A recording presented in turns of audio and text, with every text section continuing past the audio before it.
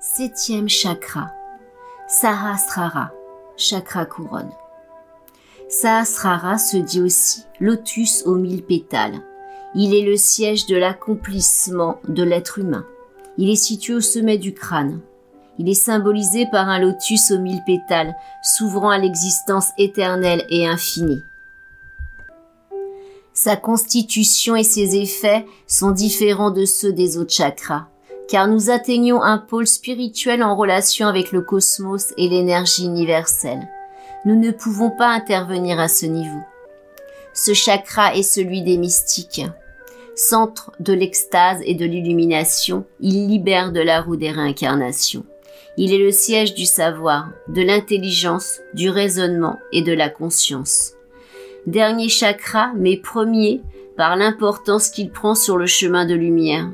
Il est le point d'entrée dans le corps humain de l'énergie universelle, de l'énergie cosmique, dont la puissance n'a aucune limite.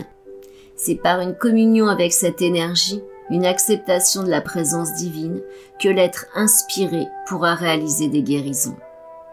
Pareil à la lumière incolore qui réunit toutes les couleurs du spectre, le chakra supérieur réunit toutes les énergies des chakras inférieurs.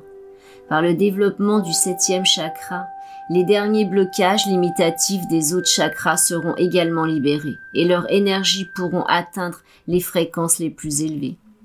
Le chakra du Sahasrara est constitué de la réunion des 6 chakras. Il s'agit d'un espace creux sur les bords duquel se trouvent les 1000 nerfs. On peut voir tous ces nerfs le long du lobe limbique. Si l'on coupe le cerveau transversalement, ils ressemblent tous à des pétales. Avant la réalisation du soi, ce centre est fermé par les 2 ballons de notre ego et super-ego. Il ressemble au bouton fermé d'un lotus. Lorsque l'on est illuminé par l'éveil de la Kundalini qui perce ce dernier centre, on voit le Sahasrara qui ressemble à un bouquet de flammes aux 7 couleurs, un lotus ouvert de 1000 pétales.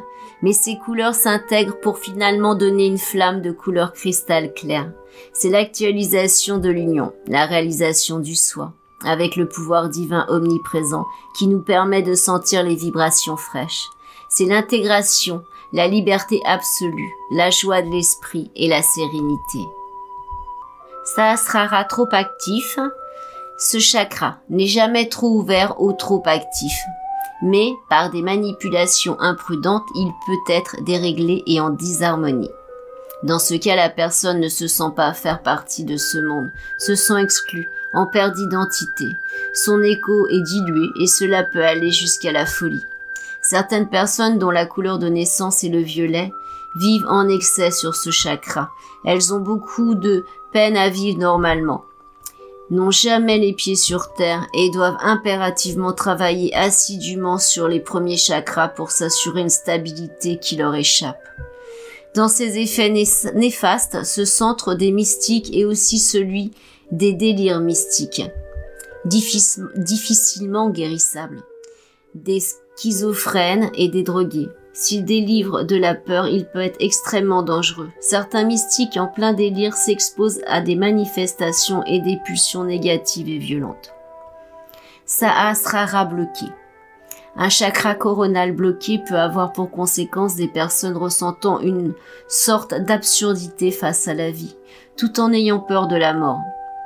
Pour refouler et ignorer ce vide, elles se lancent dans un surcroît d'activité et se chargent de nouvelles responsabilités pour se prouver qu'elles sont indispensables.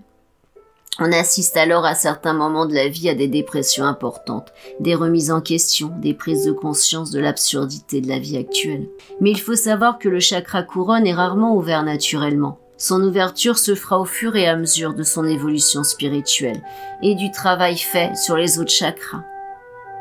Merci beaucoup, soyez tous bénis.